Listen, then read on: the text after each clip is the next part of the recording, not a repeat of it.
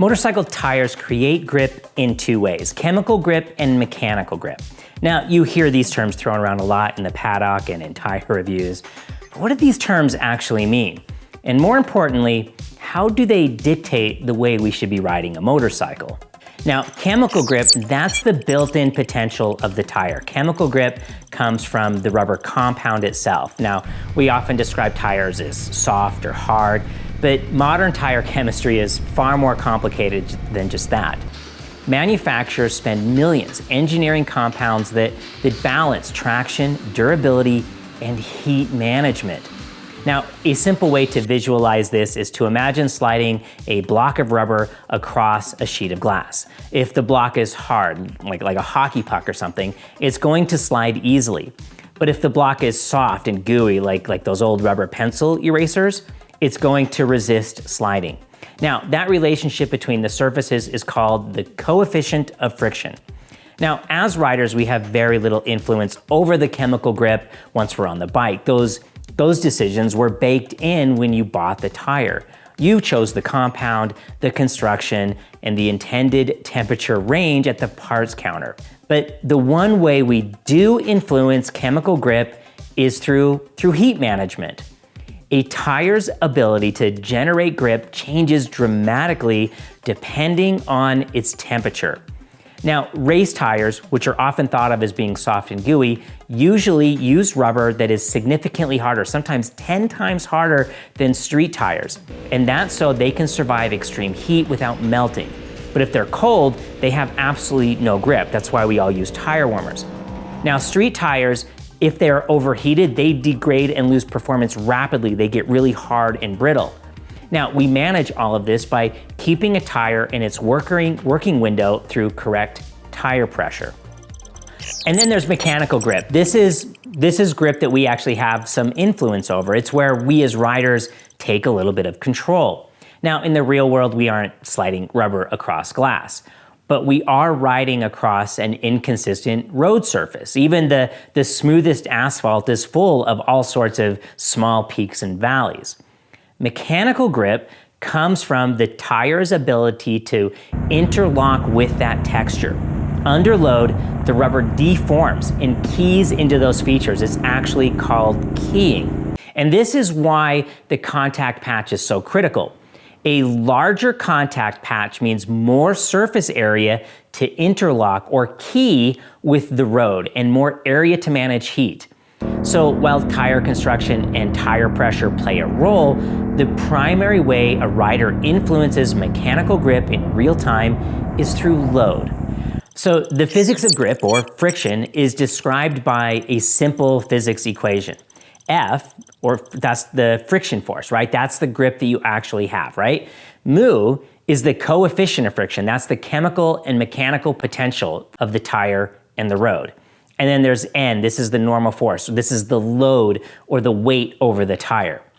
So there is this common idea that a tire sitting there with no actual load on it, with no extra weight put over the tire, has the most potential grip because no grip is being used. So you should coast or roll through a corner to save that potential in case you might need it. And this sounds tidy, but it also misses the point. This is not about potential. We're looking for what's usable. What can I use right now, right? Like, I may have an incredible earning potential because of my degree or whatever, but if I'm lazy and I don't do any work, who cares about my potential? So grip increases when the tire is properly loaded, not when it's idle. An unloaded tire may have theoretical grip, it may have a lot of potential, but it's useless until it's pressed into the pavement so that the tire can do its job. So coasting or rolling through a corner might feel safe, but it usually means less support, less grip, and less precision. The suspension is relaxed, the front tire is light, so the contact patch is smaller right when you need the grip the most. So the goal isn't to arrive with the least amount of grip used, it's to keep the tire engaged and working. We don't try to preserve grip by doing less, we try to create grip by loading the tire correctly and managing that load as we brake, accelerate, and lean. In simplest terms, grip comes from weight. So if we go back to our rubber block on glass and place a 10-pound weight on top of that block of rubber, it's going to become much more difficult to slide. Now, nothing about the rubber changed, but by adding load, we increase the friction force dramatically. Now, contact patch matters, not just its size, but how the load was put into that tire to create that contact patch.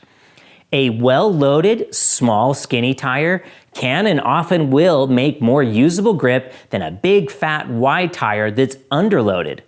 But tire pressure also plays a big role. Too high and the tire stiffens, too low and the tire can overheat or deform and feel vague. Pressure and temperature always work together. So this video is not sponsored, but I did draw heavily on Yamaha Champ School principles to ensure its accuracy. I mean, I personally believe that the Champ School is the standard for motorcycle education. And since I'm a champion certified coach, that means I have a coupon code for you. So if you want to learn more about what I'm talking about here and how to improve your riding, you should really consider participating in one or some of their valuable offerings. They have in-person coaching with Champ Street or the full 2-day Champ School, or you can take advantage of many of their online programs with Champ U. All right, riders. You can use my coupon code FOCUS, F-O-C-U-S, to get a nice little discount. I don't get any kind of compensation or kickback if you use my coupon code. It's just my way of trying to help you become the best rider you can be. Now, every rider should think in terms of load, right? Or how much weight's over the tire. A tire can handle a lot of load, but what it hates is a sudden load. Grabbing the brake or whacking the throttle abruptly can overwhelm the tire before that contact patch can grow into grip. So smooth, deliberate inputs are what we're after. More load generally equals more grip up until the tire's limit. There's a threshold for all of this stuff. But good riders don't just ask for grip, they help build it. Your front tire grip is split between braking and cornering. Braking increases the load N on the front tire, which helps increase grip. But lean angle also creates load with centripetal force as the bike turns.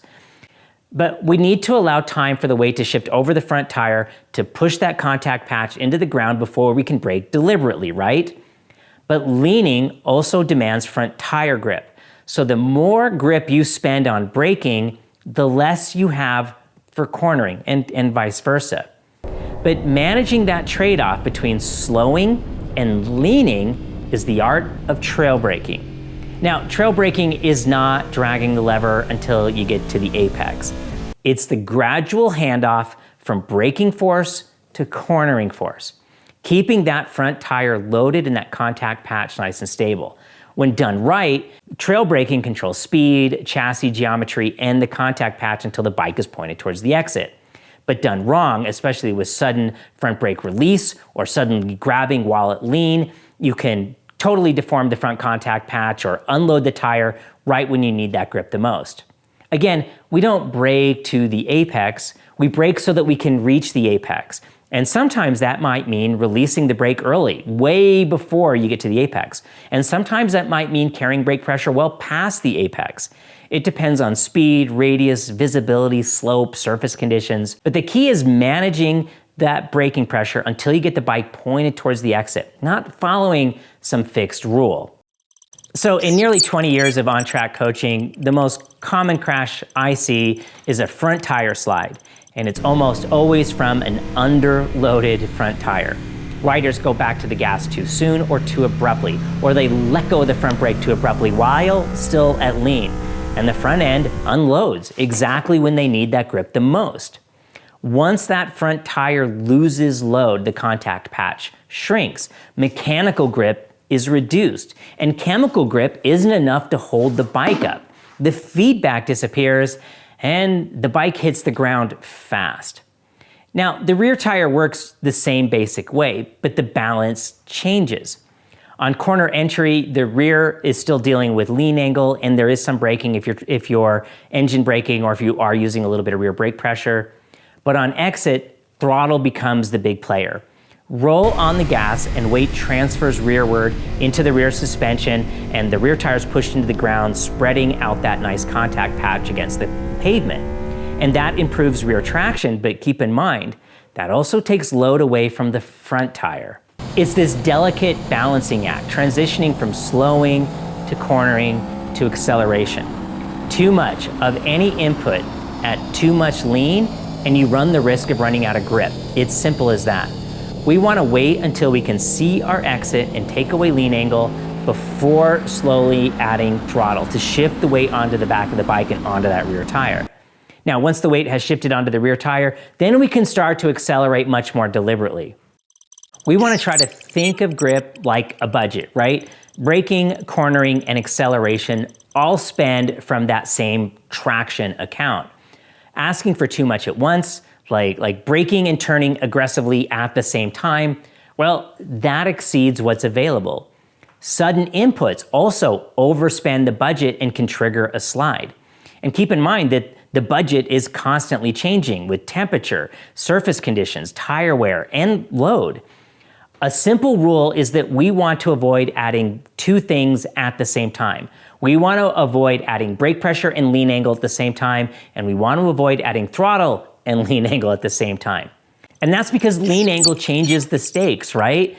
The further you lean, the more grip is being used to handle those cornering loads. So the contact patch becomes stressed. And remember, suspension effectiveness drops, especially past 45 degrees of lean angle, because the forces are no longer in line with suspension travel. So you have to rely on tire and chassis flex. I mean, extreme lean looks impressive, but it can be costly. Grip decreases while risk goes up. I mean, lean angle isn't bad, it's how the motorcycle has to change direction, but it is expensive. We want to only use as much as the turn demands. We want to get direction changes done during the slowest part of the corner, where we will lean for less time and at less lean. So in the end, here's the truth worth remembering. The most dangerous motorcycle is an unloaded one. When coasting or rolling through a corner, the suspension relaxes, the tire's contact patch shrinks, you get less feedback from the tire. Skilled riders are rarely coasting. They're always trying to use the controls to keep the tires engaged and loaded, to keep that contact patch big, right? So they're effectively riding on more rubber. So the key takeaway isn't to just ride harder. We want to ride with intent. We want to load the front tire with smooth brake pressure to build that contact patch before asking for maximum braking. And then we want to trade braking pressure for lean gradually to keep the tire engaged, to keep that contact patch pushed into the ground, to keep that tire loaded. And then we want to wait to get direction until we can reduce lean before we add heavy throttle, understanding that those contact patches are going to have to move from the front tire to the rear tire.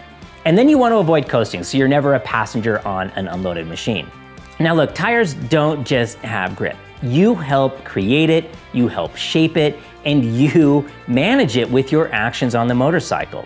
Now, I have several videos in the back catalog that touch on a lot of these points in more detail, and if you want more, please go check them out. And don't forget about the coupon code FOCUS for anything with Champ School for that nice little discount.